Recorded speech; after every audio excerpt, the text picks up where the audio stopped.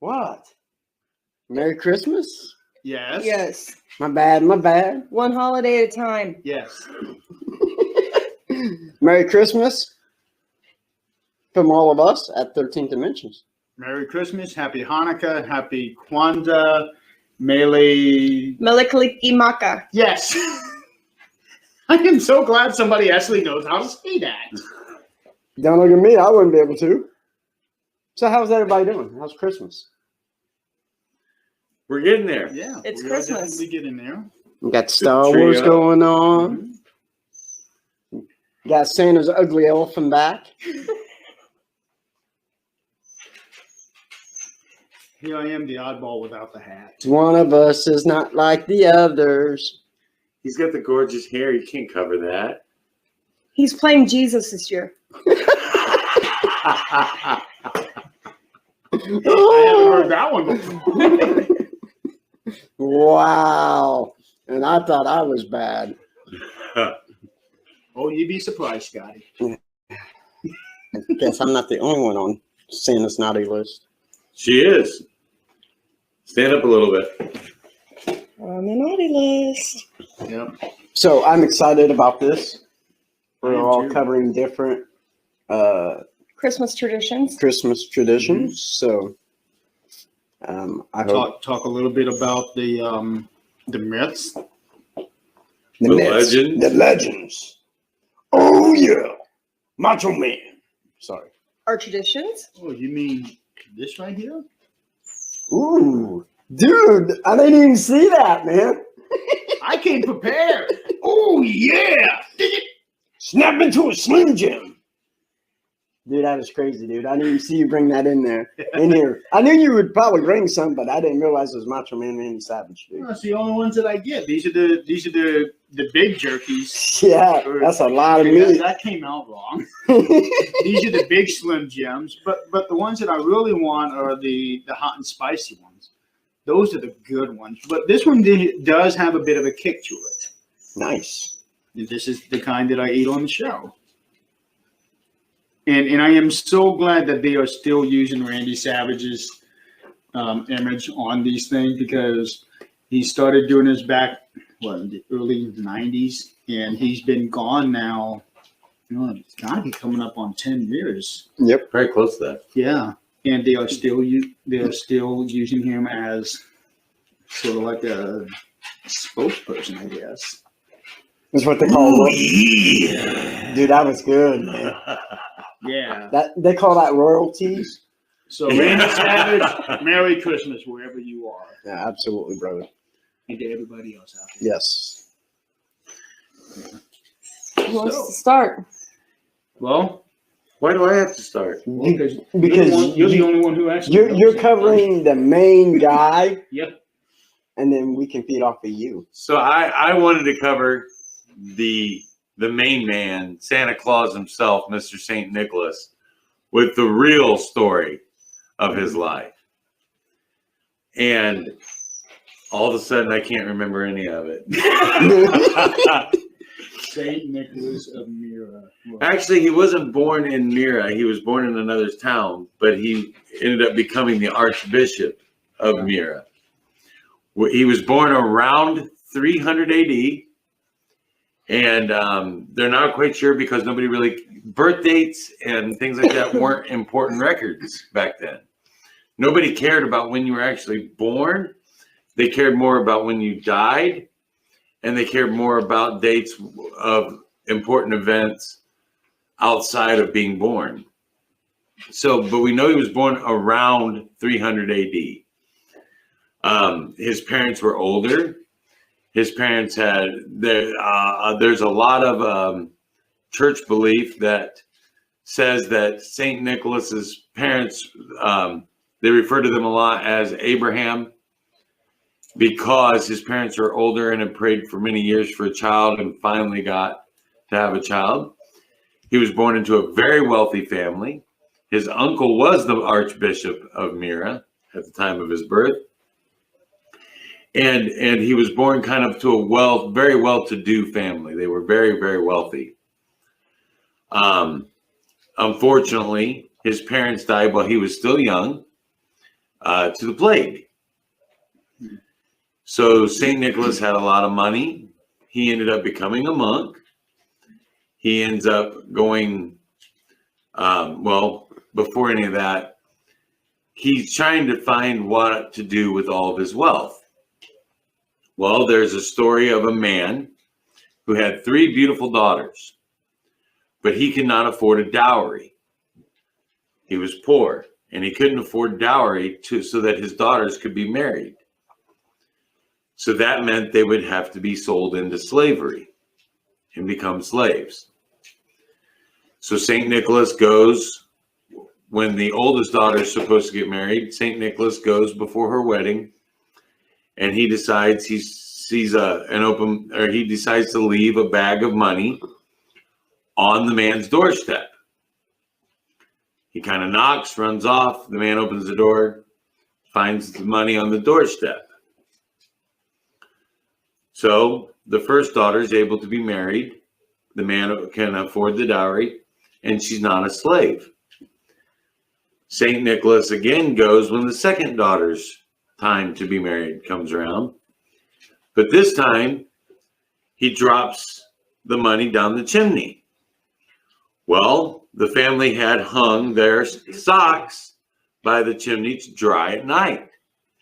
And it just so happened that it fell into the girl's stocking, which is why we have stockings hanging up here. We don't have a fireplace in our home, but that's where the tradition of hanging your stockings by the fireplace comes from. What? Hard to believe it came from. What? Well, I'm just curious why they're hung up so freaking high. Like, you expecting Andre the Giant to get in there? And I'm just, okay. Have we met? Don't worry. We'll put a stocking on a stepladder. I appreciate that, That'll man. help for you. Yeah, absolutely. Merry Christmas. Merry Christmas. So we have that tradition that dates back 1,700 years, all the way back to 300 AD, because St. Nicholas dropped the money in there. The third time he goes for the third daughter, the man of the house wants to find out who's doing this, because St. Nicholas is trying to keep his identity secret. Okay, now before we go there, was he actually St. Nicholas at the time? No, his name was Nicolaus. Okay. Not really sure if they weren't using surnames at that time, I don't believe. Because the way that I understand it, and I could be wrong on this, is that somebody doesn't actually get the saint until After they die. After they die, yeah. Yes. So that's why I was asking about that. But the third time, the father of the 3 girls waits up, and St. Nicholas drops the money through an open window. And the man chases after him and finds out that it's Nicolaus that's given him this money. And he's extremely grateful, because his daughters don't have to be slaves. His daughters get, but Nicolaus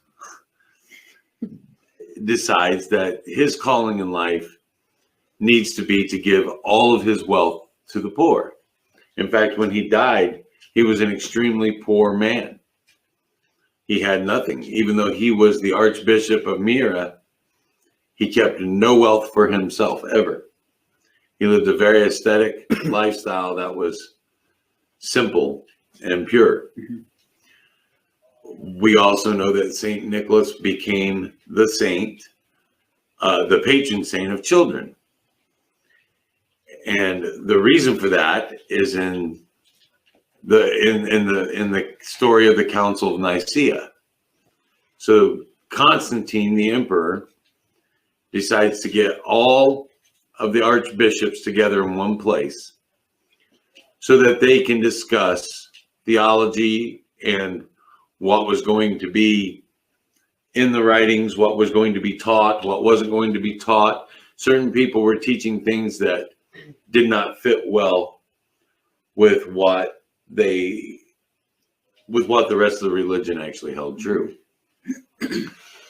While there, Nicolaus finds out that there is a child slave labor kind of thing going on with some of the priests, the whole ring where they would kidnap children and force them to work.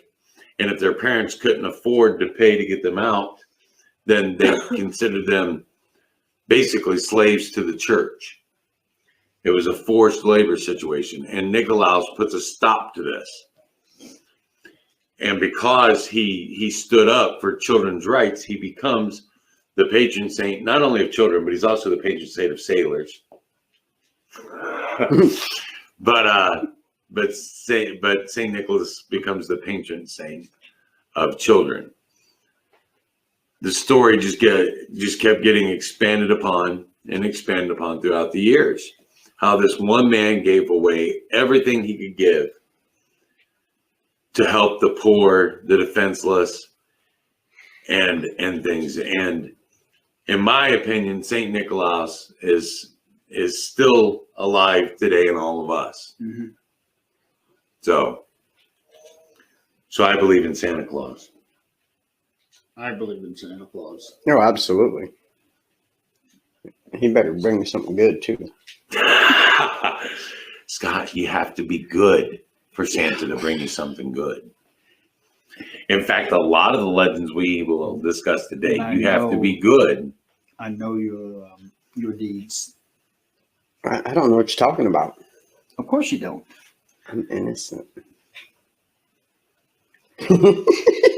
But you know, you talking about that is so interesting how the folklore and legend has carried on into today's tradition, especially for us. Yes. And what I finding even more interesting is how us in our country, in the United States, a lot of what we celebrate is actually more of a European tradition. Well, what you have to understand is when it comes to those stories and it comes to those traditions that carry through Christendom, most people who are biblical scholars would tell you that Christ died in the springtime. Correct.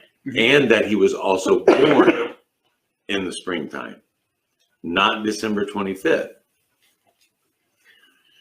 But there was a pagan tradition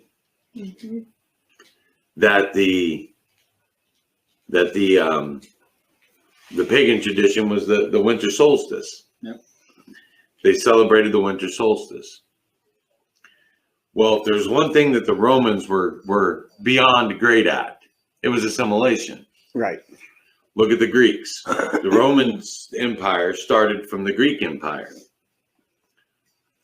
Well, how do we make the Greeks happy? Well, we're going to take all their gods. We're just going to rename them a little something different. So as they spread northward into these pagan cultures, they decided to keep the pagan dates for their holidays, just change the holiday. So that's why we celebrate Christmas on December 25th. You don't want to get me started on the nativity scene. I'll ruin it for you. No, we're And this is why he is the historian. Exactly what I was getting ready to say. This man's This is why knowledge. he's the historian. He knows his stuff that the rest of us we don't. Basically. I know enough about it. I live with them. I hear it quite often. Okay, I yield to that. So I'm sorry. But I mean, it is true. If you look it up, it is true that the Romans were just masters at assimilation, absolutely. at taking a culture and consuming it, but making the people happy about it. We keep the dates, we keep the celebrations. We're gonna make you part of us. We're gonna make you part of us, but we're also gonna make us part of you. So would I be wrong to say that that was probably the inspiration for the Borg? I'm not exactly sure. What? Jeremy has studied the Borg more than I have. I only know what I've seen. You do get the reference, Yeah, I do. okay. Just making sure. I'm not always dumb. I'm dumb on the board. I don't get the reference. I'm missing something somewhere. Okay. Are you familiar with Star Trek? Very little. Because Star Wars is better. Get the reference. So the board is they assimilate entire cultures into their own, but everybody is exactly the same. Nobody has any identity, and the people don't get a choice. If the board were to come here, we don't get a choice. Resistance is futile. I got you. And So they may have stole part of that idea then from the Yes. Romans. It's a complicated story. Let's put it that way. Well, you have to remember the Roman Empire, out of all the empires, was the largest. So it spanned from Great Britain all the way to Africa, north to south, and from Asia all the way to France and Spain.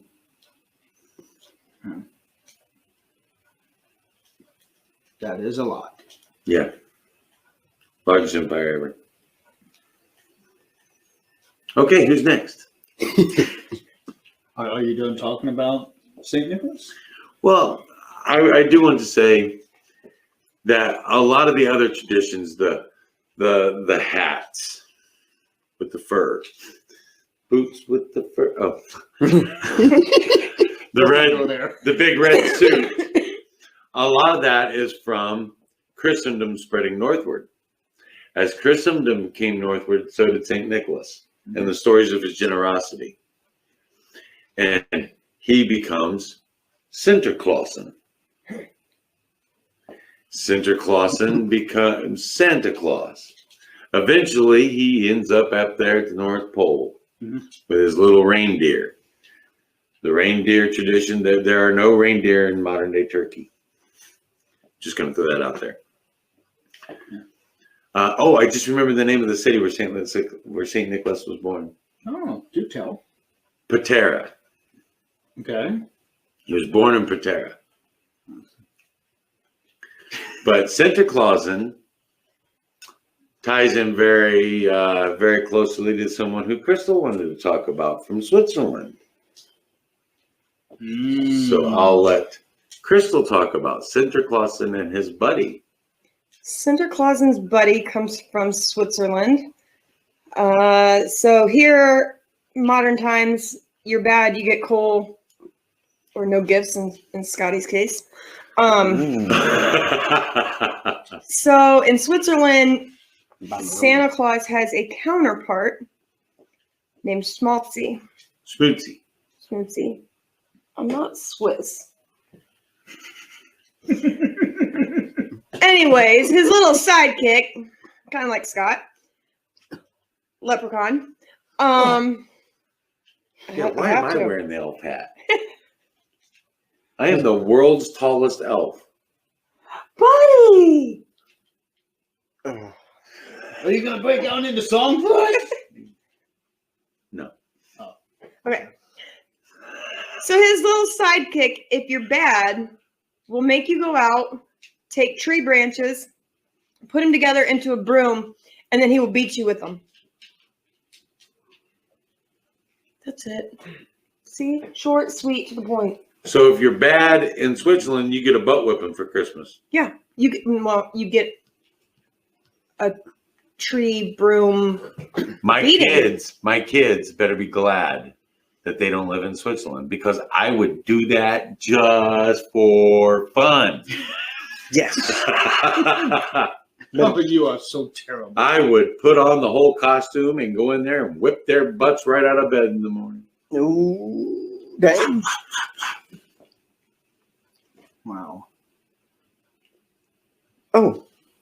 And you look like you take such glee from this. Yeah. Well, I mean, I am the dad who told his own children there was no Santa Claus because they were so ungrateful one year for their Christmas presents. Oh no. All three of them? No, The two youngest. The two youngest. The other ones were older and had already figured it out. But my son was about 10. And he spent the rest of Christmas mad at me, not because Santa Claus wasn't real, but because I had lied to him for 10 years.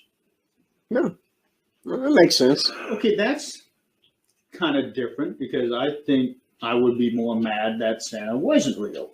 No, they didn't care. He was mad. He we didn't care lied. about that. He was mad that we lied. Wow. He's like, I've been being good for 10 years, For nothing. trying to get Christmas presents for nothing. Thanks. In retrospect, I should have kept lying. Yeah. Would have saved you a lot of headache, wouldn't it? That's right. It would have saved me a lot of headache. He works. And you do the shopping. And the wrapping. Yeah, that's And that, the- yeah, yep, that yep. that's the Hey, headache. I helped shop and wrap this year. Thank you. Yeah. This year, out of the I, last 20. I will agree with you there. Yeah. I've worked 12-hour shifts for how many years, Jeremy? Enough. Yeah. So And all of it on nights.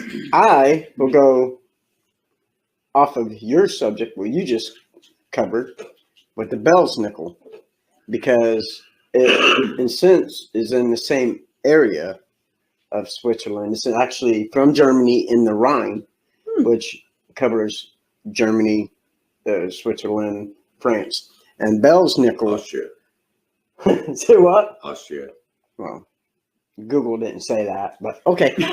Anyways, so this, Half of us use Google, the other half actually use real research. well, you know, hey, Well, I used Google. I couldn't rely on Wikipedia. It was just I just 7 know it years all ago off the that top I of my did it. head. It just comes to me. Yeah. So this dude is considered like an evil part of Santa, or I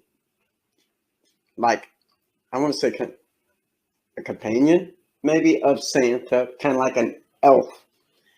And this guy would come into houses couple days before Christmas and knock on their door. And he would enter the door, and he would have in one hand a switch, and in the other hand he would have a bag of gifts or fruits or whatever, nuts, for kids. And the kids would have to either recite a poem, a Bible verse, or a math equation for him. And if they could do that, he would put the gifts and whatever on the floor. But in return, the kids had to remember their manners.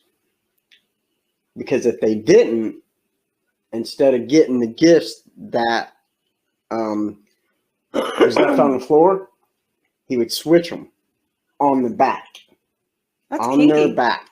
Wow. That, I don't know about that, but, you know, so, yeah. And what's crazy is on, I hope I can say this, Netflix, there is a movie, whatever, called Christmas Chronicles 2 that have Kurt Russell in.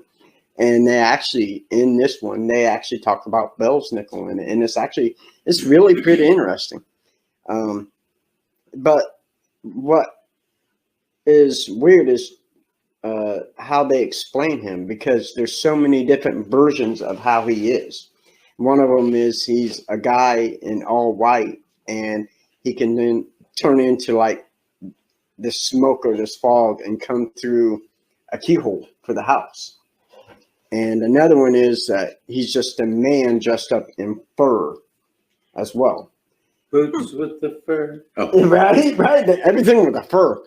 But a third one is that he is a guy who dresses up with a mask that has horns and or a tongue sticking out, which is odd because of one of the ones that you're going to be covering has kind of like the same concept from Germany. Yeah. But I found this intriguing because it made me think of like you guys said, our holiday tradition. Can you imagine, like here, like just to clarify, when immigrants came over to the United States from Germany and stuff in Pennsylvania, they actually brought this tradition over with them.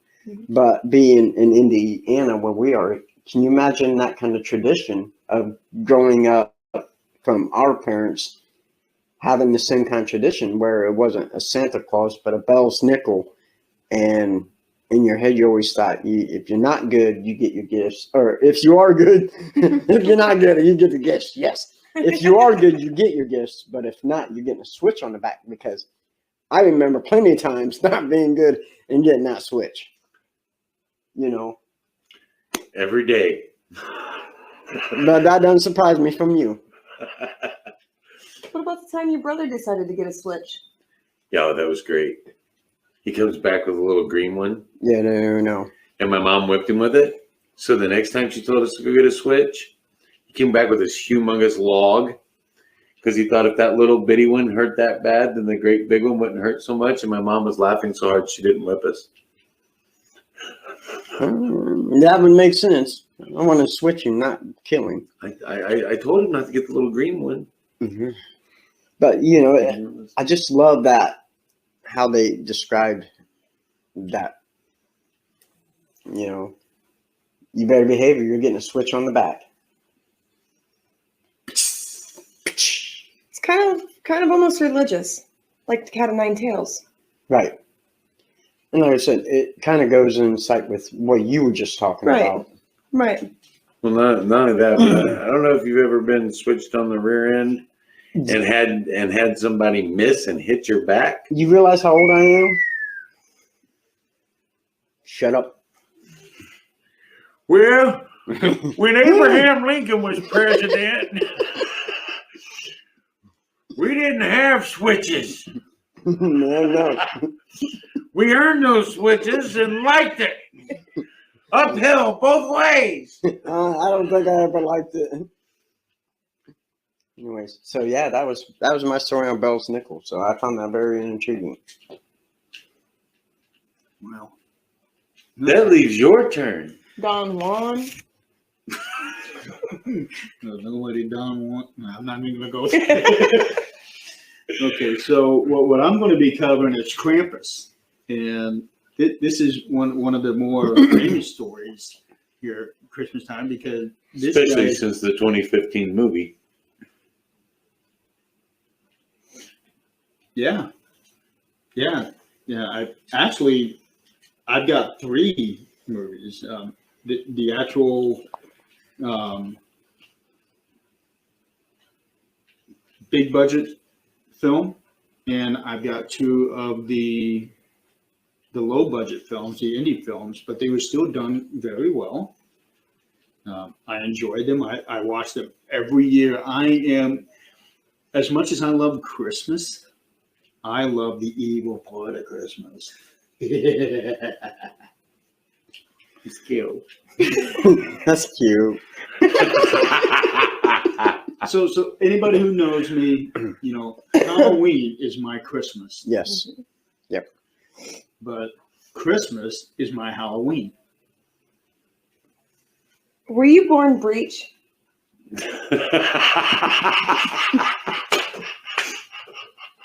I don't know.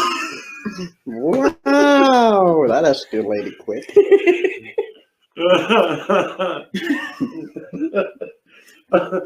All I can think of is, does your mother have any children that lived? Oh my goodness. Sometimes I wonder if I might have been that 13th child. I got you. So no, I have not really had a chance to do any kind of research because I have been so busy with not only our team but the podcast and Pun TV. So I'm basically just going to kind of like read it off, just wing this one. So basically, Krampus came from the Alpine folklores for Christmas time, and he scares children who have misbehaved. Right. And it ties in with the not only Saint Nicholas, but also what became Santa Claus, and another one called, I'm pretty sure I'm going to say this wrong, the D Mars. You know, for those who do not know that, it is a figure that is very similar to Saint Nicholas and Santa Claus, who has roots in Slavic paganism mythology. But that's not who I'm going to be talking about here. Krampus, basically, he goes after bad children. Scotty. What? 2 against 1. Ah, Yeah. And I'm pretty sure Tim would side with us on that one. Probably. Yeah, see? I see. Probably. Yeah, he's doing it. Yep. So, and basically eats the kids. Yum. I Yeah. love kids for dinner. This one's a little plump. Yeah. So basically, Krampus has a little bag with him where he's got all kinds of spices and everything. No, not really. Oh, Paprika. a little chilly on this one. Yeah. Sprinkle a little bit of cinnamon here. Y'all making me hungry. Yeah. You got some garlic I want to sprinkle on his head. He's gonna eat Scotty. Hey, where you going, man? I ain't got my nugs. Well, it's funny you should mention that, Scotty. Oh, no. It's funny that you mentioned that. This is for you, and this is for you since it's Christmas. Uh-oh. Go ahead and open your gifts. I'm going to let Scott open his first. No, you go first. And the funny, Nothing's gonna pop out at you, I promise. sorry folks, my I Jingle promise. Balls had to release some eggnog. Dude. Is that what I think it is? It is. Dude, that is Do not awesome. eat them. So, if you can't see, they gave us Wendy's Chicken nuggets. chicken nuggets ornaments Yes. for our trees, dude. That is awesome. This is going on my tree tonight. That is great. You rock, dude. I made those, yes. And I could tell because they're well done. If Tim would have done it, Don't eat them, Jeremy. There's 13 substances in there that will kill you. So Okay, I'm dying tonight because that actually tasted good. well, it's Wow. paint modeling. that is awesome. We have the best family in the world, This is man. awesome. Where did you get this? I made it. You made this? I made that. She hand painted each one of those nuggets, rolled them into little balls. Wow. We got the best family in Cut the the world. vinyl. Those are little shot glasses. Yeah.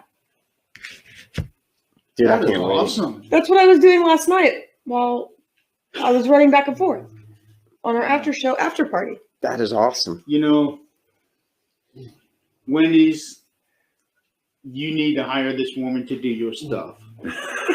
And you just need to sponsor us. Or that, sure. That would One work to out two, real yeah. That well. way we can take our world tour.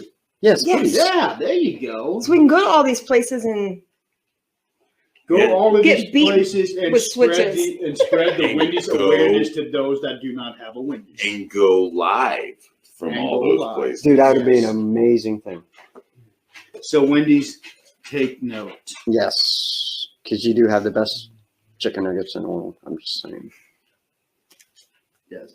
Thank you. Yes, That- thank you so much. That is awesome, dude. It is awesome. Wow. I know I'm creative, but I'm not anywhere near the creativity of this. it's another tick in my resume. There you go. You really do need to start up a business. I'm about as creative as a rock. Me I too. believe that. And probably all you get for Halloween is rocks, isn't it? See, she has the creativity, and I'm the history guy. Hey, that makes perfect sense. I am just a funny idiot, dude. And I am, well, let's not go there.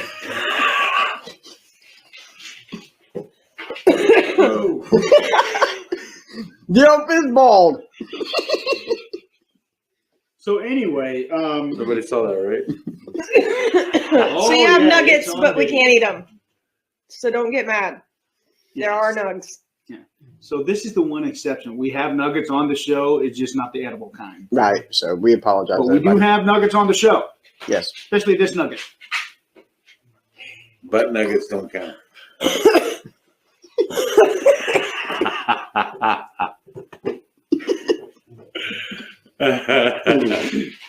So Do you see what she has to deal with? Exactly. again, I'm sorry. Exactly. Me too. And I think other people are starting to realize that too. So basically, I'm just going to read this off here because I don't have anything in my head like this guy here does. This guy's got so much knowledge in his head that it's actually kind of pushed all the. The hair out. Yeah. Yeah. That's what happened. It pushed all my hair out. So I So I am can going take this to off. read this off of my phone. Except my ball. Because, like I said, I haven't really had any time to do any kind of research that I've been wanting to do. Blah, blah, blah, blah. I can't even talk. That I've been wanting to do the last couple of weeks, but everything has just been so hectic. With the holidays coming up. Yep. With the work things going on at work, and of course you got your family obligations. Then all the fun stuff that we do that we don't get paid for. So the I got history. paid once. Huh? I got paid once. Jesus.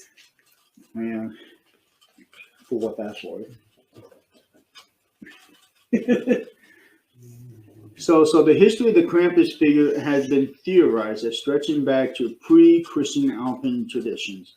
And one person who actually published an article back in 1958, Maurice Bruce, wrote, "There seems to be little doubt to his true identity, for in no other form than the full story of the horned god of the witches so well preserved. The birch, apart from its phallic significance, may have a connection to the initiation rites of certain witch covens, rites which entailed bonding and scourging as a form of mock death. The chains could have been introduced in a Christian attempt to bind the devil, but again, they could be a regiment of pagan initiation rites." So again, if you're bad, you're going to get AIDS. Well, yeah, but there's also traditions where they held festivals. And they still, That yes, is very they still true. do. And, Yep. and over there in Europe, Krampus is very popular. Yep. They have parades. Yes. And that is actually on like my bucket list of my top 10. I actually want to be able to go over and see this parade. I would love to too. Well, one of the things that I was reading on I thought was really funny is that these men, grown men, by the way, the adult men, would get dressed up in animal skins It excludes him. and Okay. mask. Yeah. Mhm. And run around the town creating mischief and havoc, wreaking havoc on everyone. That's Halloween. And that was one of the traditions that I wrote or that I read about was that these guys would get dressed up and go out and just have a good time. It was like Halloween for adults. Pretty much, yeah. Exactly. So here's another thing here that I do that I blah, blah, blah. For whatever reason I cannot talk today. Maybe if you go to bed at night No. Let's not talk about it. and get up in the morning. Oh, it was afternoon. I know. After this guy here called me 1,000 times trying to wake me up. So anyway, another person, his name is John Hogneman. I think I said that right. He wrote an article in 1975 about a town in Styria, Austria, which is I think the second largest town in Austria. What he wrote is the St. Nicholas Festival we are describing incorporates culture elements widely distributed in Europe, in some cases going back to pre-Christian times. Nicholas himself became popular in Germany around the 11th century, so long after the deeds that he had done.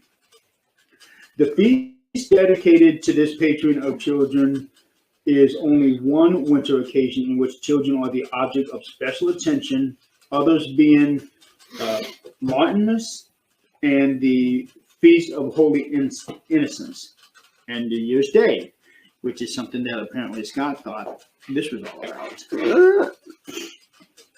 Max devils acting really bad and making nuances of themselves are known in Germany since at least the 16th century, while animal masked devils combining dreadful comic antics appeared in medieval church plays.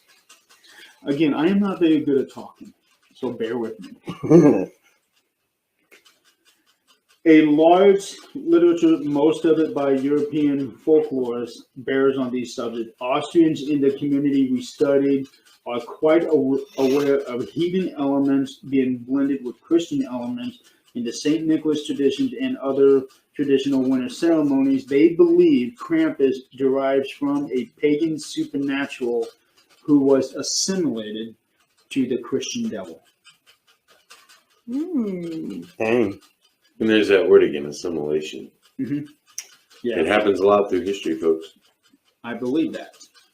And I also believe that what we understand now is probably very, very far from the ideals that they had way back then. Yeah.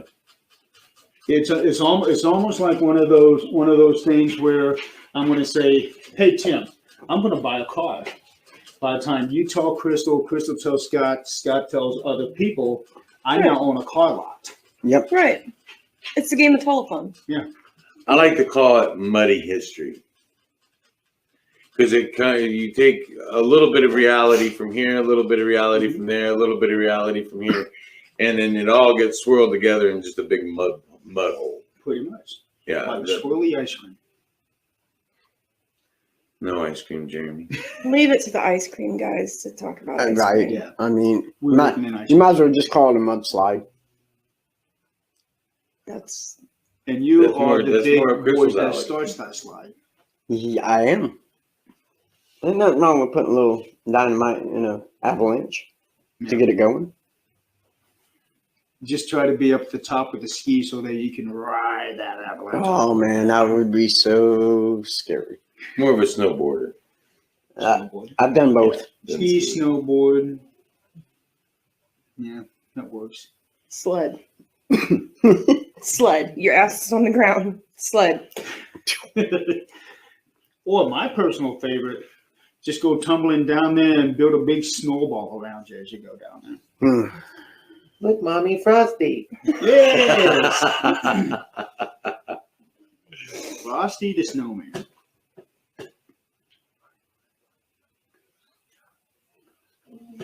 Okay, I heard that. Jeremy. Yes, Goose Scott. Oh, well, you can't have Christmas without a Christmas goose. Well, but guess what though? I got good hearing, believe it or not.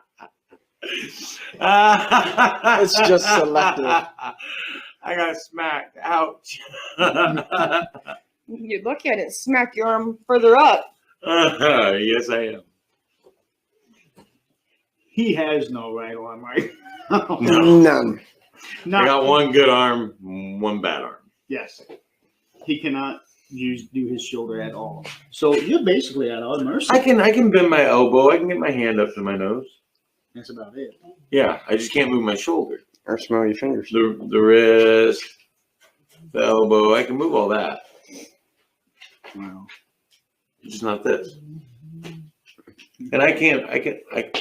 The doctor told me I can do this. Ooh. So Like that Shaquille O'Neal. So I can get my Christmas groove on.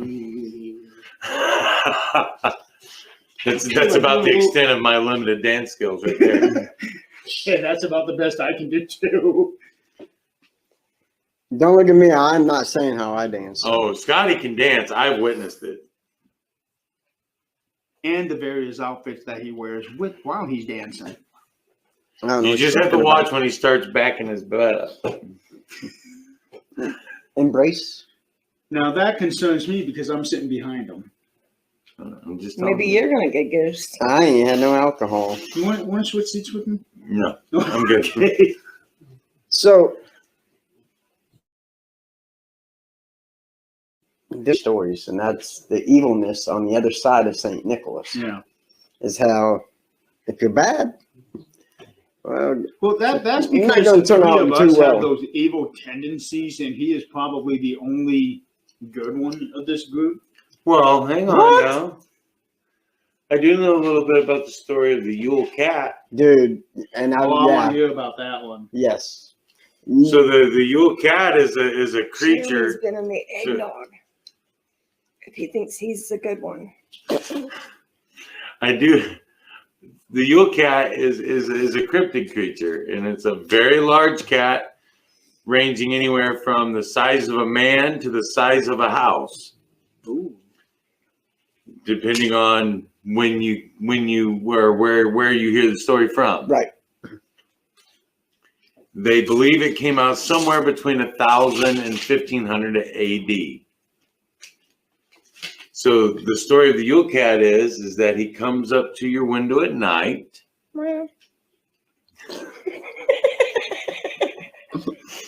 He comes up to your window at night and he looks in. And if you have been hardworking and doing all your work and doing all your chores, then you would have received new clothes for Christmas. So he peers in through your windows at night to see if you got new clothes. And if you were rewarded with new clothes, you are safe from the Yule Cat. If not, he would use his razor sharp claws and teeth if you had been lazy and not done work and not done what you needed to do. Then he would slice you up and eat you. And they said that he was so big that small children he would just swallow whole. Okay, I see another theme here. Yes. The eating of children. So piecing it all together, this is what I'm coming up with. Somebody beats them and tenderizes the meat, and then the other people come along and eat it. Basically. Didn't I see that in an episode of The Simpsons once? Probably. Now we know why American children are so ungrateful. Oh no, I'm going to get a lump of coal in my stocking. Oh, just a lump of coal? Like, really? Yeah. I can handle And that. European kids are like, dude, if I'm not good, I'm tomorrow's That's dinner. because those European kids were grateful to get a lump of coal. That meant warmth in your house in the Right, 1800s. I mean, and I love the Yule Cat tradition because it's still passed down over in Iceland. Yep. You know, and because I was reading, so so I don't. I did fail to mention the country of origin. Yeah, but it's in its way, families still give each other warm clothes to keep warm during that time of year. Mhm. So Iceland's actually very green though. and There Greenland were is still very some icy. others out there that I was able to get out of this one to go along with the Yule Cats. You got the Yule Lads, which is also Icelandic. Mm-hmm. It's What's that one That called? doesn't sound right. well, let's see. So we got the Grilla. That's also Icelandic. Mhm. So the Yule Cat ties in with the Grilla because the Grilla was like a giant or a troll, and the Yule Cat later became associated as its pet, as the Grilla's pet. So Grilla, whichever way. Gryla had a pet, and it was a cat as big as a house. Man, Yeah, Tweety Bird's like, I think I saw that putty tat, and he's a big putty tat. right? But another one is the percha or bircha, whichever way you want to pronounce it. But in English, it's Bertha, which is at one time a common name for females. Once again, this one ties into Holy is Christianity. that? It does. This one comes in from the Alpine paganism of the Upper German and Austrian regions of the Alps. Her Your name, lady. her name may mean bright one, and is probably related to the name Berchentag, meaning the feast of the Epiphany. Percha is often identified as stemming from the same Germanic goddess as Hulda and other figures of German folklore. You've taken 3 years of German. You learned any of this? Mm-hmm. You know, Frau Perchta? Mm-hmm. Perch? is he saying it right? No. Didn't think so. I didn't think so. Perchta. How do you say it? I don't want to say it right off the top of my head. I have to see the spelling. Is it Perchta.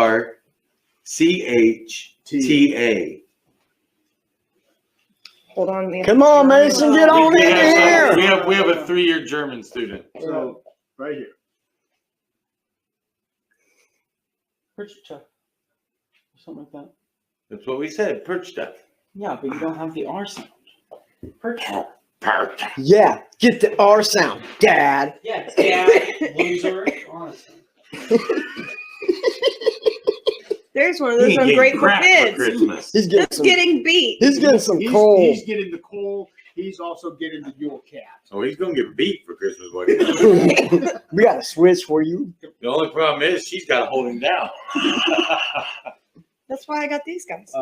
Good luck with that one. Uh, So anyway, Perchta is Hulda's southern cousin or the equivalent of, as they both share the role of guardians of the beast and appear during the 12 days of Christmas when they oversee spinning. That's what it says.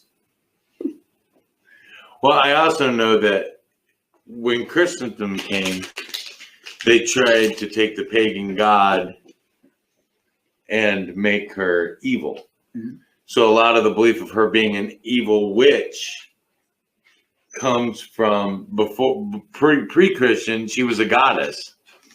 Post-Christian, she's known as an evil witch with a hag-like expression, carrying a cane, normally a very sharp knife that she would disembowel people with and take their organs and replace them with straw.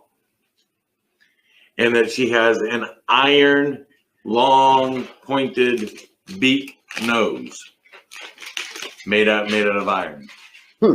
That was all put in post-Christianity. So as Christianity spread, that was one of the gods they tried not to assimilate, but to discredit.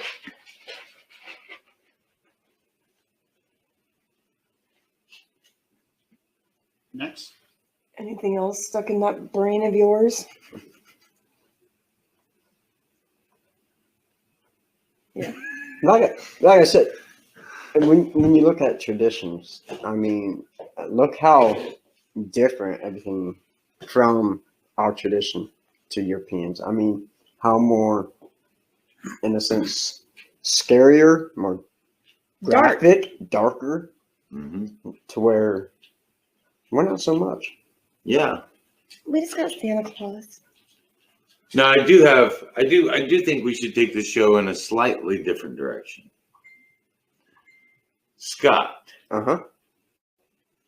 Jeremy, Crystal, I want to talk about some traditions that we have in all of our families. Awesome. Because one of the things that is, He just spilled his pop. yeah, I'll clean it up later. One of the things I think that is important to Christmas Back row can't for talk. each and every one of us is our family traditions that are passed down generations and generations. A tradition that we started with our children when they were little is this. The Christmas pickle. That is an old German tradition where you hide a pickle in your Christmas tree every year at Christmas, and the first child to find the pickle on Christmas morning gets to be the first one to open their presents. So that's a Christmas tradition in our house. What are some Christmas traditions in your guys' homes? we never. There was really only one thing that we did when I was a kid, if you want to call it a tradition, is that, of course, we had our Christmas tree, but there's also a 1.5 2 foot Christmas tree for me specifically that I actually still have, and the lights still work. The original lights from 35 years ago. Holy moly. Yeah, to my surprise. That's awesome, dude. It That is. is really awesome. And what mom and dad always did is that they would put the biggest gift, not necessarily in size, but the most important gift Right. that they had for me, and put it underneath that one, and that would be my last gift to open for the morning. And I still have that tree, and it is actually sitting on my little mini refrigerator in my bedroom. That is awesome, man. It is. And that the fact that the lights still work after all Yeah, this time. whoever made those ones. Yeah, they made that thing to last. So you could say that would be one tradition that we had. Another one is something that I got from both mom and dad, is the joy and the love of decorating for Christmas. And As you can see. Yes. yeah, Bring up these lights. and it was when we were living in Florida. Dad started decorating the outside of the house, and we lived on the corner of a cul-de-sac. So we had the two sides, and he would literally, from the day after Thanksgiving until Christmas Eve, be outside decorating the entire house. Outside. Wow. That is awesome, though. And Smart man. and mom would be on the inside decorating the house. Awesome. And that it actually landed us in the newspaper of the Port St. Lucie newspaper in Florida, where they did a nice story on us. They interviewed my dad, they interviewed myself. I don't know if they interviewed my mom, but my dad still has that article somewhere in his Very cool. house. And I got the love of decorating from them. And even though I live alone in my house, as you guys have already seen, Scott, you were finally able to see it last night. Yep. My house is decked. I literally decked the halls inside and outside of my house. He takes that song literally. Although I didn't see any boughs of holly. No comment. Crystal, what about another tradition from our house? I'm gonna let Scott go first. Oh yeah, I'm sorry, Scott. Whatever, Tim. I thought you had already gone when I got up to go. No. No, I was the one doing all the talking. Growing up, I don't remember a whole lot of traditions, but being married, with April, we have started each Christmas Eve. The kids we get new pajamas every year. So on Christmas Eve, we all exchange and get new pajamas, which I absolutely love. It's become a great tradition for us to do. And still having a couple kids in the house, I like to read Night Before Christmas on Christmas Eve, and I think that's always something important to me as a good tradition. And that's something I want my kids to continue, even if they don't read the night before Christmas.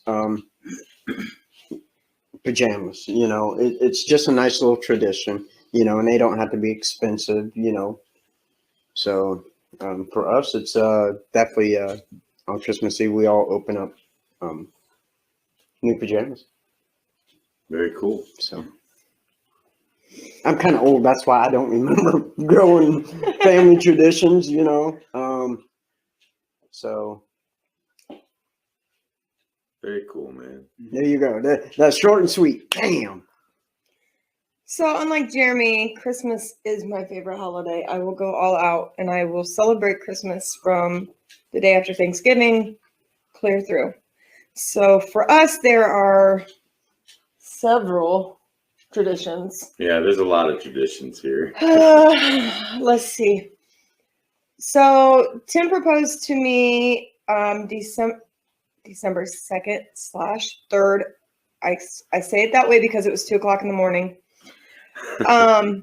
So where he proposed was the Marion Walkway of Lights. So it's a tradition to always go down there, see the lights. We go once by ourselves, at least, sometimes 2 times.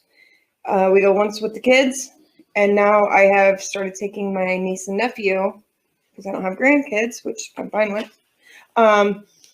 So we keep passing that down generations. From when I was a kid, we always did Christmas Eve with my dad's family, Christmas Day with mom's family. So every year for Christmas Eve, which I think you did get to take part in this a couple of years before Grandma quit doing it. My grandma always made the same dinner Oh God. for Christmas Eve. It was always waffles and the smoky sausage links Ooh, yeah. See, yeah. every night But she made for yes, Christmas Eve dinner. waffles, but she burnt them horribly. The waffle maker, I think, was Older than her. as old as Grandma, and we always set off some smoke detectors when we were It was cooking. really People need to realize that smoke detectors are not timers. well. Grandma kind of was. Her waffle iron was so old. How that old when- was it? Yes, Timmy. Ba-da-cha! That when she plugged it in, it would throw sparks. Yeah. Oh, Yes. Yeah. I mean, this thing was ancient, but Yeah. we loved the fact that the tradition stayed. Now that Grandma Kind has of. passed, we don't go, and because families have grown and grown and grown and grown. We have a new tradition now with my mom, and every Christmas morning we go and we open up gifts, and when we're done opening up gifts at my mom's, we have French toast instead of waffles And sausages. and sausages. Nice. That is it's a brunch for us. We celebrate my parents on Christmas Eve. So just the same, dad's family on Christmas Eve, mom's family on Christmas Day. And my parents have never been the big Christmas Day dinner people. No, we do appetizers. Yeah. So they make a bunch of snacks and appetizers. Like cheese sticks, pizza rolls, nachos, like all these different appetizers, the little smokies and barbecue sauce or meatballs. Normally one of those two. So we just have like potato skins. So we have all these appetizers and we just go over there and everybody just kind of eats when they want to eat. We kind of spend the day there with them. And then when we come back here, home, at our home, one of the traditions from when I was a child was that we got to open one Christmas gift on Christmas Eve. yep, we did that too. And we've always let our kids pick one of the smaller gifts to open on Christmas Eve. Right. Like Jeremy, our kids, where you got the one big gift, not necessarily in size, but Mhm. that one. Expensive gift. We always have one bigger gift for the kids, and it's always marked special. Mhm. I always put that. That's the one that always says from Santa, and it's marked with the star, and they know that that's the last one. They have to wait till last to open it. I remember specifically 3 years, the big gift. 2 of those years were CDs. Let me guess, Richard Marx.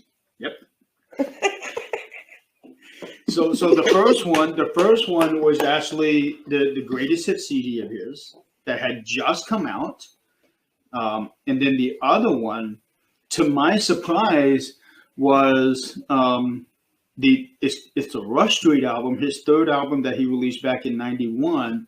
But it was something that a friend of my mom's, Judy, who basically was like an adopted aunt, Mhm. she found this CD. I had already had it, but she found this CD and was somehow able to get it autographed for me. That is awesome. It That's was. cool. I still have it. That's pretty cool. And that was underneath my little tree. And the other one, which is probably my favorite gift of all time. Well, no, I take that back. The best gift I ever received will probably be told later on. But the best one that I got in terms of what Mom and Dad got me for that little tree was a DVD. Killer Clowns from Outer Space. No. I knew that was coming as well. Yep. It was one of the very first DVDs I ever got. And I still watch that on Halloween night every year to this day. And, you know, and I guess I'm going to pose a question for all of us. Mhm. When we were growing up and you got that special gift, you think it's more meaningful for us back then as it is for kids today? I think back then it was more meaningful to us because, in my opinion, the way that the world is now, a lot of people seem to not really appreciate things like we used to when we were kids. Would you guys agree with that? Yes, I would. Absolutely. Yeah. So since we're talking about favorite childhood presents, what about you, big boy? Oh my gosh. I still have my favorite childhood present. It's not hair, is it? No. Okay. When I was 12, my grandfather bought me my first shotgun for Christmas. And I still hunt with it today. It still looks just the same as the day it came out of the package. Wow. I've kept it clean and beautiful for years. So I still use it. It's my favorite gun. My 12 gauge Mossberg Model 500 shotgun. Never jams on me. Fires straight as an arrow. She's not gonna look that it will jam up and blow my face Another off. tradition. But no, it will always be my favorite gift. It was from my grandpa. I've had it for oh my goodness, 31 years now. Wow. So You're old. well, I mentioned that I was 12, so I'm aging myself. I'm 43. Yeah, you just aged yourself to the ground. That's okay. I'm not ashamed of that. My Hard-earned 43 years. My favorite gift was actually something that I really received last year, and it wasn't a physical gift, but it was somebody's heart. Aww. Last year, somebody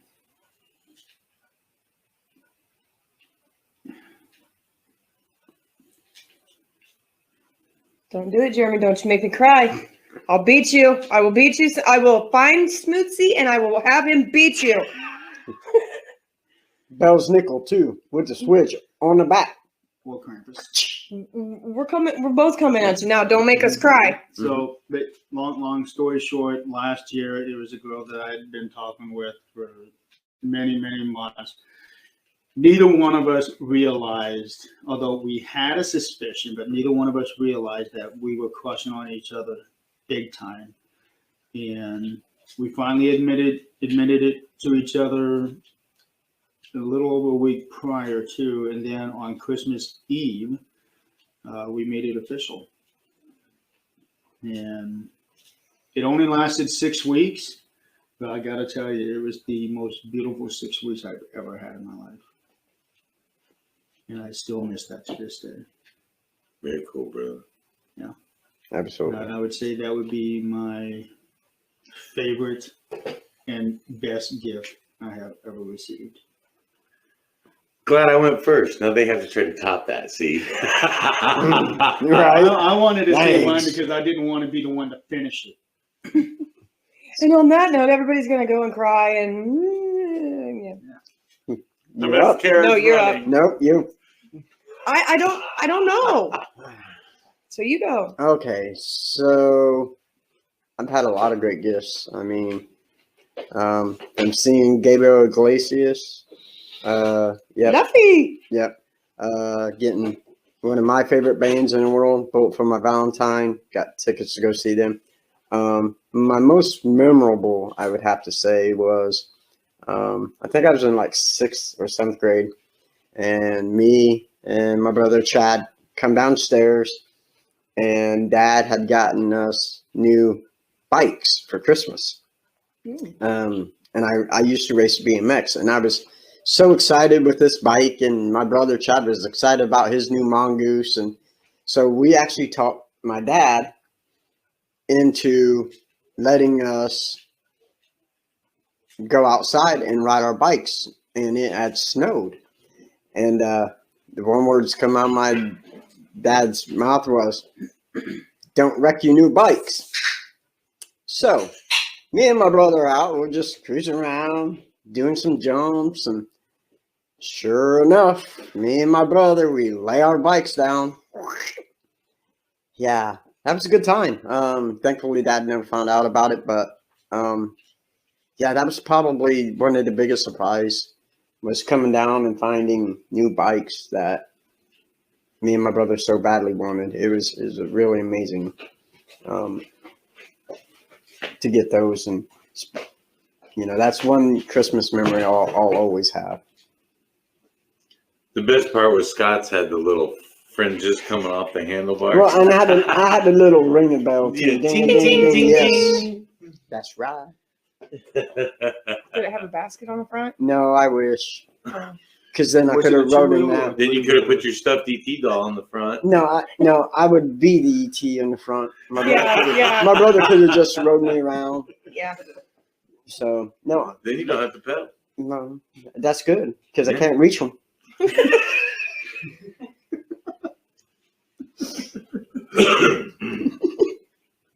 Wow.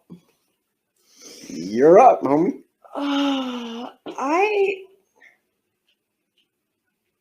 I don't really have a favorite gift per se.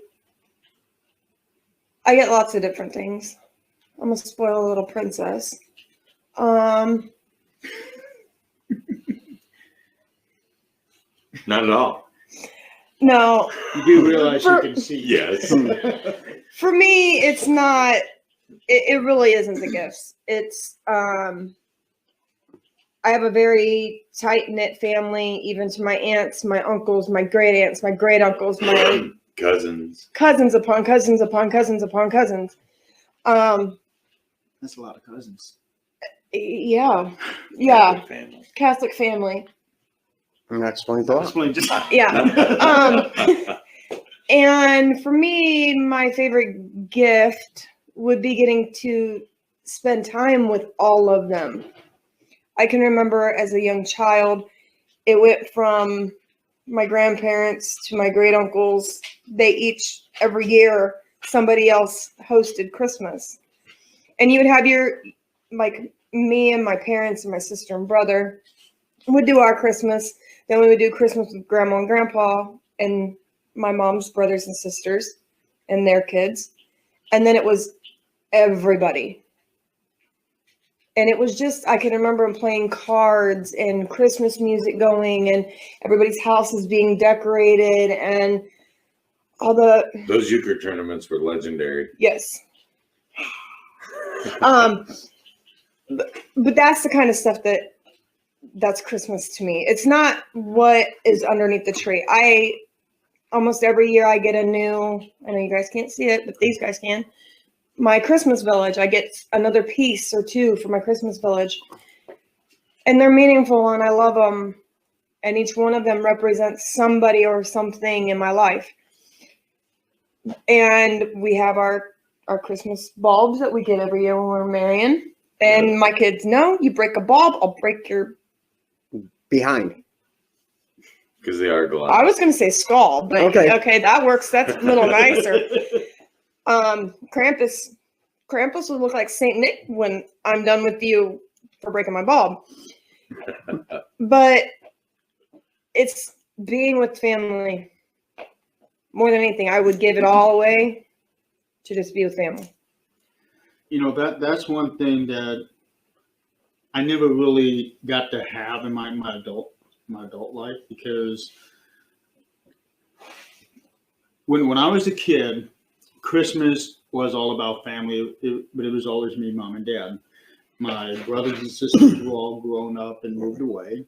So, and my grandma, because my grandma lived with us for most of my life up till the time that she passed away when I was 19. If she didn't actually physically live with us, she was within a mile. And that's how close knit we were. My dad's mom, and her middle name was Hope, who my daughter is actually named after.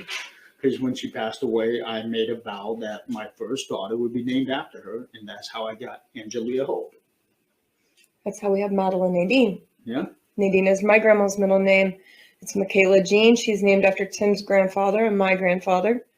And then Mason Alexander is named after Tim's grandfather as well.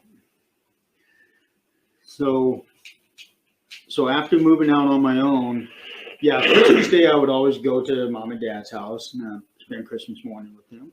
And now it's dad and Angelia.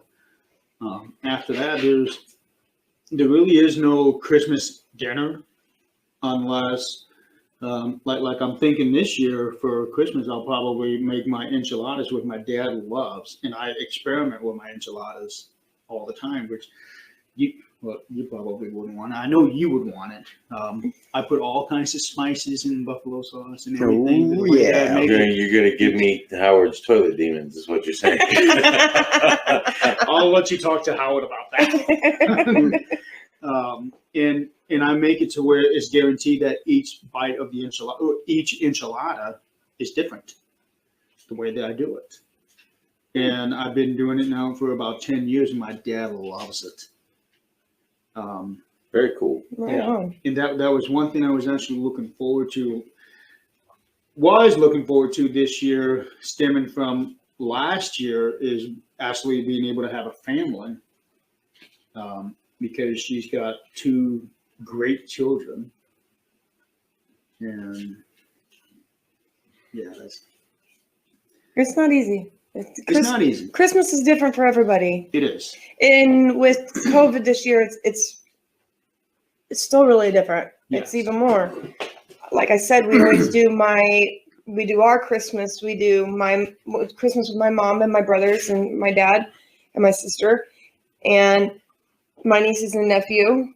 And normally and you can ask Tim, we love Christmas. We do. It's my favorite holiday. But it's so hectic. Yes. Mm-hmm. Because it's get up here, my kids open their gifts. Okay, everybody, you see what you got? Great. Pack your crap. We're going to grandma's. Okay, pack your crap. We're going to an aunt's house or an uncle's house. And Well, on the rare occasion they came to us, which is always nice. and then with Madeline, it was always okay, in between here and there, let's drop her off to her dad, because Right. we always split holidays. Right. And so it's always crazy, busy. And I'm kind of glad that we have COVID, in a sense, that we're not going to be as busy this year. Right. We're going to be able to sit and enjoy.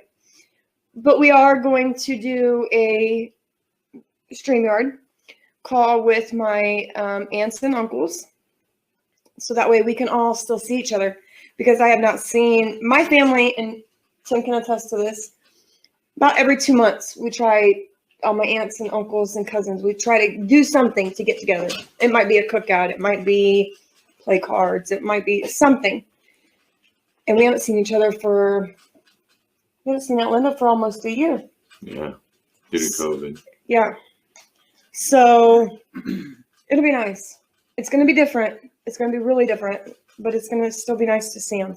You know, there is something I do want to touch up on, part of what you said. But before I go into that, there is one tradition that I forgot to mention, and that was something that my mom did every Christmas morning. she would make a huge casserole for us. It's like an omelet type casserole. It had all kinds of eggs, had potatoes, had spices. It is so good, and she only made that for Christmas morning. Now, you see, that plays into a little bit of what I was going to mention next, which is what about New Year's traditions? Does anybody have any New Year's traditions? My family used to make my great-grandmother's soup every year for Christmas. My great-grandmother was Hungarian. She's the one with the ties to Romania. She was Hungarian, or her mother was Hungarian. She was born in Poland, immigrated to the U.S. in 1913. I want to say right just prior to World War I.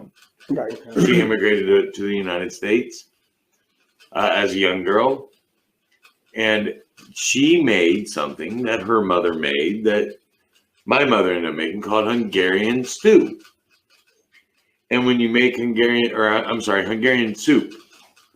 When you make Hungarian soup, you start off with a roast, and then you put everything in whole. So whole stalks of celery, whole potatoes, whole carrots. You can peel them or whatever, but you just put it in the pot whole. And then you would make a tomato paste base and boil it for hours and hours. And there's tons and tons and tons there. And we always put in homemade noodles as well. And you boiled it in a great big cooker. But when the roast is done cooking, you take it all out and you put it all in separate bowls. And it's served smorgasbord style. So you go through and, okay, I want some meat in there. So you cut off some meat and you put it in your bowl. I want some potatoes. I don't like celery, so I'll skip that. I want carrots. But the flavor of the soup had everything mixed in. Okay. Nice. So you had this really awesome, flavorful soup, and it would break a sweat out on me and my dad every year so bad. We would just be pouring sweat. That hot? That spicy? Yes. Wow. The other New Year's Eve tradition we have, that was always New Year's Day. New Year's Eve tradition would be, I kind of started this with my kids. One year for Christmas, I got the entire works of the Three Stooges on DVD. So we started having Three Stooge marathon on Christmas Eve. Wow. So after the ball drops, we would stay up as late as we could watching the Three Stooges. That's pretty cool, man. It is. Yeah. Everybody loves the Stooges. I'm a huge fan. There's actually one guy, I seen him on TV. He's got Three Stooges tattooed all over his body, including his face. Yeah, I know. Yeah. I love them, but not enough to tattoo them all over my body. That's what this guy did. He had every Stooge tattooed. His entire body was covered. Wow. But I do love. This is my other Christmas tradition. Oh, yeah. Baking. Chex Mix. Puppy Chow. No bake cookies. Peanut butter fudge. Chocolate fudge. Buckeyes. And peanut brittle. Oh, I almost forgot. Yeah, that's a tradition I like. That's a tradition a lot of people like. Because when it comes to food, I like food. As I gotten older, we really don't have any New Year's Eve, New Year's Day tradition. But I remember eating, I believe it was like steamed cabbage the day after. Mm-hmm. You know, Supposed to be- to bring. Oh, my German roasted almonds. Yeah. So, and my mom would make that with like smoked sausage. I can't forget my nuts. So It's supposed to be, I don't remember which culture, but that's supposed to be a good blessing for the new year. correct. So, and I do remember that. So, you. These are 4 What hours about in you? the crock pot. Can you eat them? No. Sorry. That's okay. New Year's Eve, I always spend it at my dad's house. Every year, for as long as I can remember, I would be watching the Dick Clark special. Yes. Rockin' New Year's Eve. Yeah, every channel has their own special, Mm-hmm. but in my opinion, Dick Clark was it for New Year's Eve. And I was always over at Dad's house, watch the ball drop, Happy New Year, yay. When Mom was alive, she would make us eat one piece of meat and one piece of cabbage, whether it was like lettuce or sauerkraut or something. She always changed it up every year. Right. I hated that. I did. She's like, if you don't eat it, you're not going to have a good year. Okay. So I ate it. And unfortunately, ever since she's passed, I've never done it again because that was always Mom's thing. And this year, for the first time that I can remember, I'm actually going to miss the New Year's Eve tradition because I'm having to work on New Year's Eve and New Year's Day, where I have to get up at 4 o'clock in the morning. Oof. Yeah. So I'm going to try to go to bed early New Year's Eve, wake up in time to watch the ball drop with Dad, then go back home, go to sleep for a couple more hours, then go into work. Because there's something special about New Year's, about the New Year's.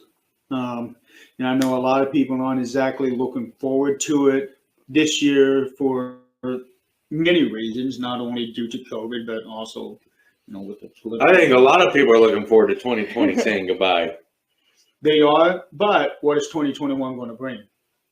I'm not signing up for it until I see the clause. Right. Just so you know, if I hear round 2, I'm gonna be very unhappy. Ding, ding, ding, ding, ding. Mm-hmm. Nah, So, you never yeah. know. So that was our New Year's Eve traditions. I would just go to Dad's house, we'd watch it. Yep. Then I would go back home and go to bed. And the next day, New Year's Day, there'd be a bowling tournament that me and some of my best friends, we would go every year. And we actually won the very first tournament of this kind, the first year. And we bowled in it every year since then. And I've always been kind of iffy about doing it this year because of the pandemic. Right. With the new restrictions, it's almost a given that they're not even going to have the tournament. But it's still upsetting that I'm not going to be able to even have the option to choose whether if I want to do it or Right. not, because we have to work. As our kids have gotten older in the last few years, we host 14 teenagers plus our 3 kids that live in the house. So 17 teenagers In this house, in this house. Oh, we have kids everywhere. Yes. And they're all, for the most part, they all kind of do their own thing. standing room only almost. Right? But we also have games No, I that, bring in stuff like this, the folding chairs. yeah, and we play cards and we play games. We have a couple games that have become a traditional game. The break the box. Mhm. You wear oven mitts so you can't tear the paper, and you have to try to get the paper off. And it's a box inside a box inside a box, and then there's a prize. Oh boy. And I like that. and the way you I've do seen it though, like if we were playing this, so Scott's opening the box, Jeremy's rolling a dice. When Jeremy rolls a 6, Scott has to stop. Then it goes to you. Then Tim's rolling the dice. When But he gets a 6, it goes on. before you can Okay. even start on the box, you have to put the mitts on. Yeah, and And I'm already rolling. and we make them wear a A Santa hat. Claus hat. So they have to put their mitts on, throw the Santa Claus hat on, hurry up, try to get the box while you're rolling. That's pretty And then cool. it's next. That sounds fun. Well, it was. Uh-oh. We're teenage. We have teenagers. The kids being teenagers and smarter than us figured out You just punch it. You just punch the box and you just rip right through it, and then you get into the next box and just punch it. Yeah. They didn't take time trying to unwrap it. So we came up with a You solution to kids that. know how to ruin everything, don't you? Yep. We So just duct we tape. came up with a solution to that. Duct tape. Well, duct tape worked. That made the game last a little longer. The other solution is we do the same thing, except we take a big candy bar Okay. and then you start wrapping saran wrap around it. That's our other game. That's Yeah. our second game. And then you throw in The saran little wrap ball. toys and little candies as you're wrapping this big, huge saran ball up. Oh boy. And you have to try to unwrap the saran ball, and then whatever falls out on your turn, and all the time you're unwrapping, the next person's rolling die. And whatever falls out, that's yours. And And as soon as they hit a 6, you got to pass it. I like Pretty it. cool. Yeah. Yeah, it was a lot of fun. It Who is. came up with that idea? You did? Of I course. found it. I found it on the internet, and You I just sound kind of jealous. earned it No, on my own. this does not surprise me. I dropped my nut. No comment. Yeah. But that's our thing. We always and because they are teenagers, they are not adults. We go and get them the sparkling grape juice. Tim and I have champagne. They get sparkling grape juice. Everybody gets their wine glass. I did make them a fake champagne once using lemonade and Sprite. Yep. And at midnight, we all come in You here realize lemon is and do the ball drop. Right. There's so much stuff that goes on. You've got people in here playing cards. You have people in here talking. We turn up the music, whatever channel is playing music, we turn it up and everybody sings and we dance and We just have a But good this is time. where you get one of those Alexas and every person gets a turn as to what song they want to play. It sounds like an awful You lot don't know of some of the noise. teenagers that come here. It Jeremy. is I don't a want lot to of hear noise, what kind of stuff but- they want to play. this is True, why we do it. true. I know those kids are safe. Right. Yeah. And when they come, they also know they don't leave. And I know that they're not drinking, but there's other people out on the roads that are drinking. Mhm. They have to stay here. I will call their parents. I will tell their parents, look, when they come through my door, they don't leave. That's just the way it is. That's why there have been many times when I've been asked to go to like a New Year's Eve party. I'm like, I mean, yeah, sure, the party itself would be fun, but I'm not going to take that chance to get from Right. there to come home. Right. Because there are a lot of idiots out there that drink and drive. Yep. Do you want to hear an embarrassing story about yours truly on New Year's Eve? Well, I've heard a few already, so I'd like to hear this one. I lived in Orlando, and I was a DJ at a radio station. And this guy calls me and offers me to come to this party, and it's in this really rich neighborhood. I mean, Britney Spears, Justin Timberlake, Nick Anderson from the Orlando Magic. All their homes are right there in that neighborhood. And somebody who was kind of lonely on New Year's Eve anyway decided he'd go to this party. And to make a long story short, I ended up passed out in my underwear 3 blocks away from my home in somebody's backyard. Yeah. And people, And people like calling the cops. And I'm like, no need to call the cops. I'm out of here. Take off running through the backyards. That and does everything. not surprise me one bit. This is when I was a very young man. Very young. long time ago. 22, 23. So we've talked about traditions. We've talked about gifts. Yep. Now let's go to Jeremy's favorite 2 subjects. Movies and music. Y'all knew it was coming. Yeah. Yeah, we did. So since it's your forte, you can start us. Okay. And don't tell me Killer Clowns One, from it's Christmas not. Island or something. One It's favorite not. Christmas song, one favorite Christmas movie. Okay, favorite Christmas movie. Oh boy, there are so many of them out there. Again, I do the movie marathon. I would probably have to say that as far as favorite Christmas movie, it's not a movie, but the series. the Santa Claus. I would have to say that Tim is, Allen? yes. Okay. I would have to say that that is my favorite 1, 2, and 3.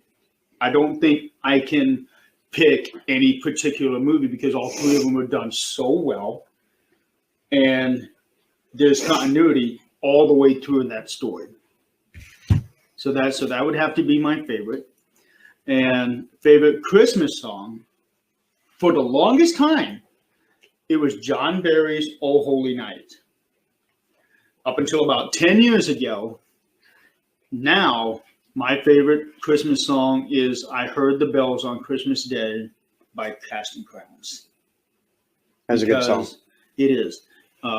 Because it, to me, it epitomizes what Christmas really needs to be about. It's not about the gifts. It's about peace on earth, right, and goodwill towards all men. That would be my 2 favorites. Scott? For me, really simple. Actually, maybe 2. The Grinch, of course. Gotta love the Grinch. I could The tell movie you, or the song? Both. I could tell you some things about the Grinch, but we're not going to go there. The one at Universal Studios in Orlando, Florida is perfect. A Your A Christmas Carol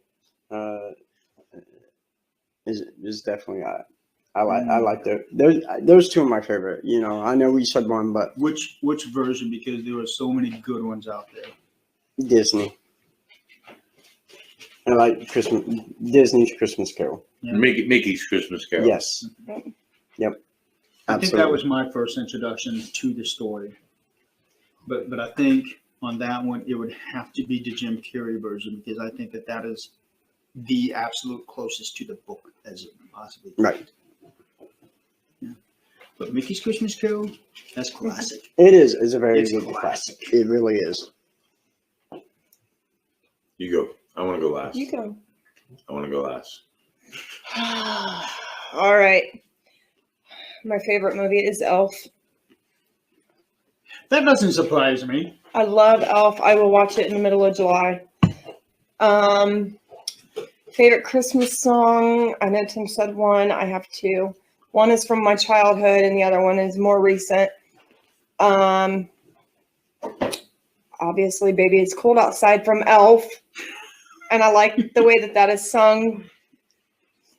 And then my other one is Silent Night. I have a tree that's up there in my village that when you twist it, my mom made it, and when you twist it, it plays Silent Night. Right Nice. there in the middle. Yep. With the big star on top.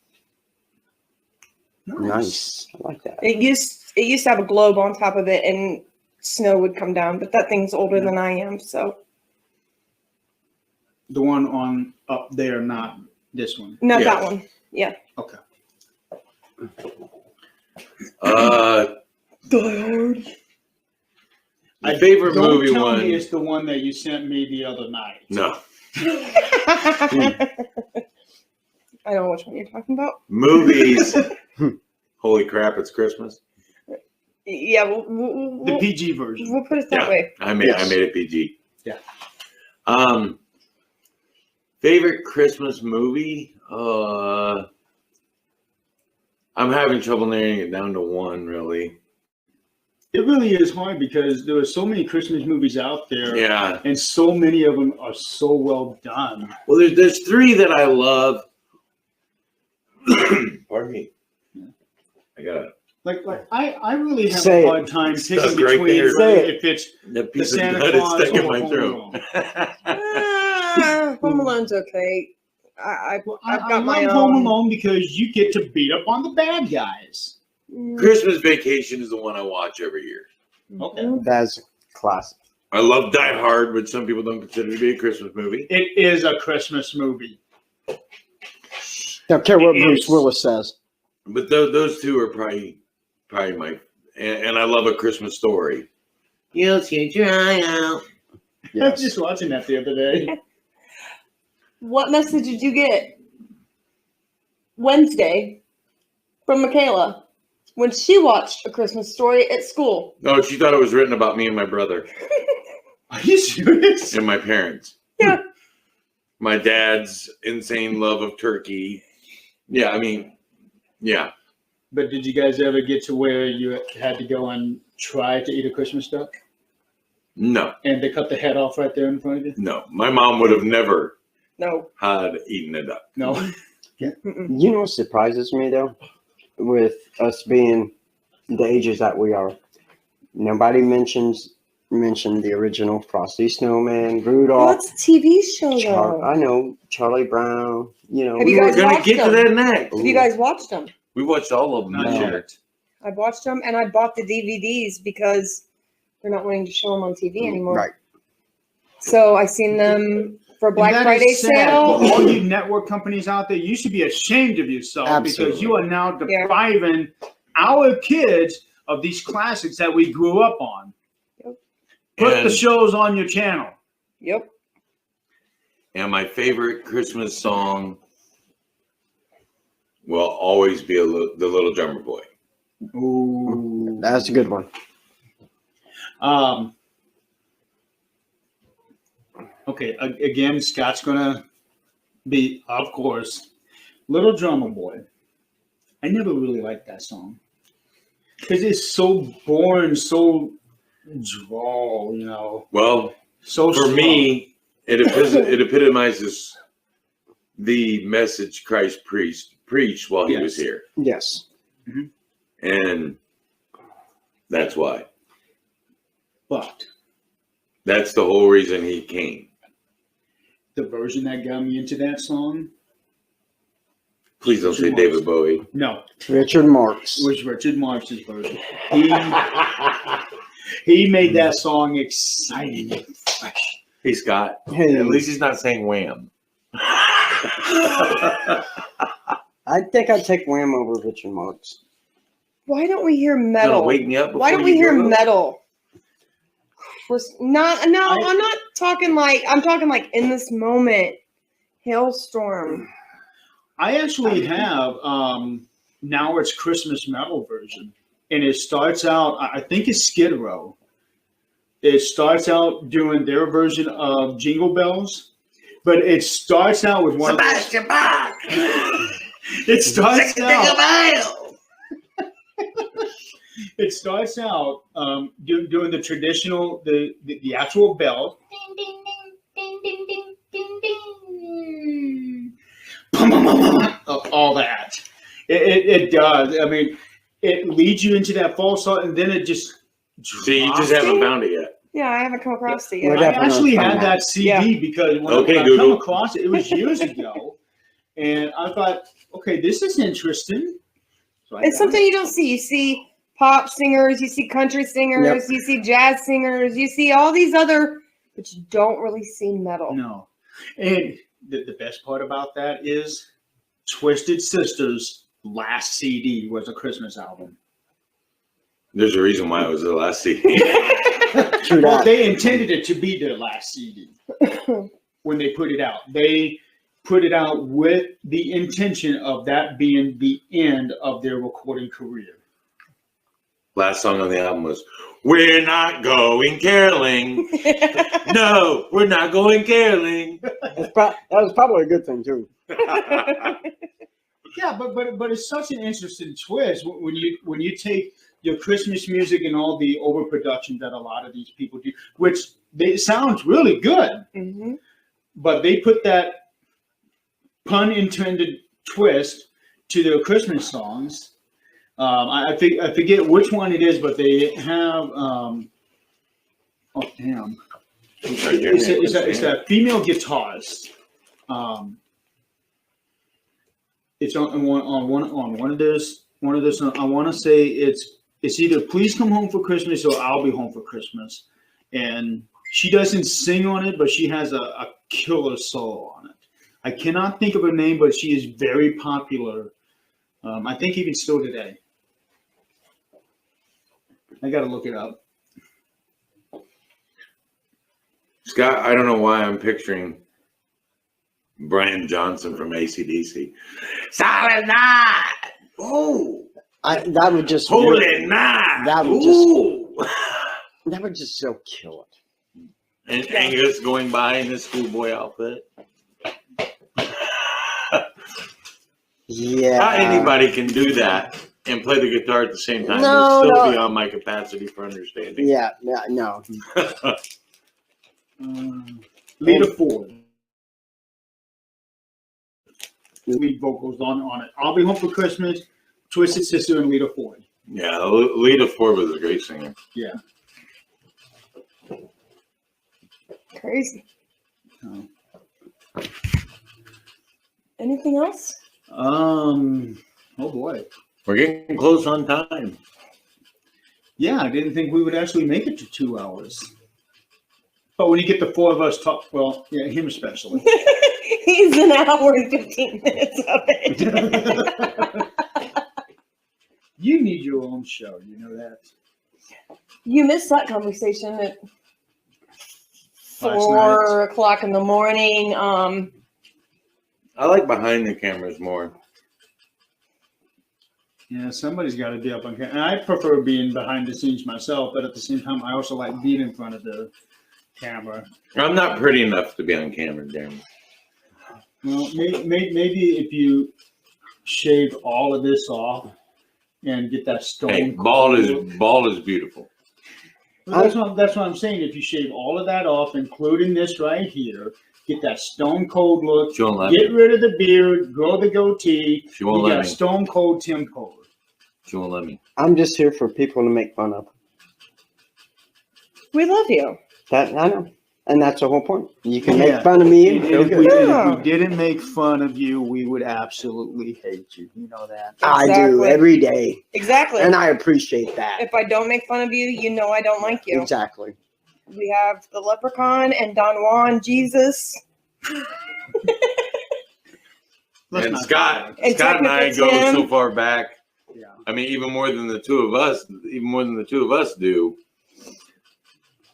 So, I mean, this is our 20th Christmas together. Scott and I have been friends for at least 25 years. Yep. And we've been friends for 12 years. 12 and years. I think you and I 10 years. Yep. So, it's like family when we get together. So, It is. It is. so this is just another family Christmas. And I'm the little younger brother. We're That's just good a looking. weird family. You're just a little brother. Not the younger brother. You're the little brother.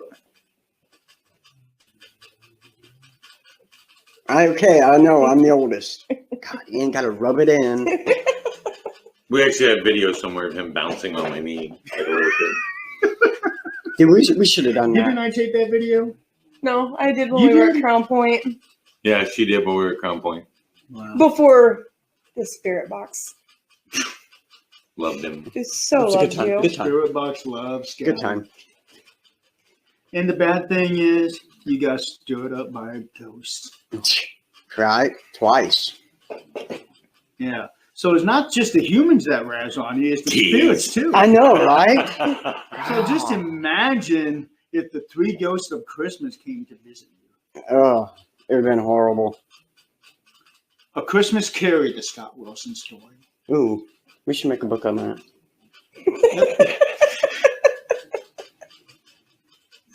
What? A good story. I'm sure we could make up a The story. Scott Wilson Christmas Carol. The real Ebenezer question Scott. is, when the ghost of Christmas past comes to visit you, do you really want that out there? I'm just We saying. would have to make it the PG version. I mean, Of course, when honestly, you're writing a script and making the movies, there are creative. I mean, who would you get to play Tiny Tim? I mean, It's got to be him. oh. I mean, God. think It was my DJ nickname Tiny. Well, there's reasons for that. because of the irony. Right. Yeah. Mm-hmm. Who would be the ghost of Christmas future? Who would be the ghost of Christmas future to show him his? His future? Yeah. Who would be that? We would have to find somebody who is evil enough to do that. Steven. Steven? We'll let Steven do it.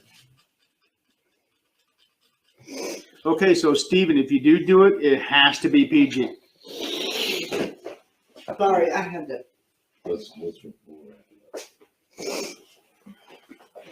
Sorry, I had to fix my hair. Okay.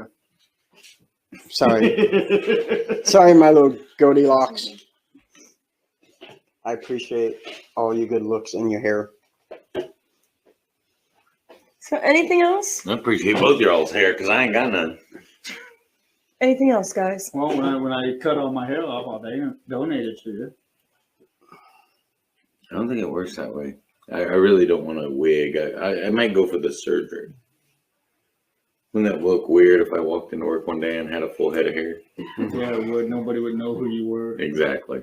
Because I remember right after I cut all my hair off and shaved my head, I actually got stopped by the HR manager. Who are you? I did, Amanda. Yeah. And as soon as I started talking, she said, "Oh, I didn't realize you did that." Yeah, I do it every 2 years.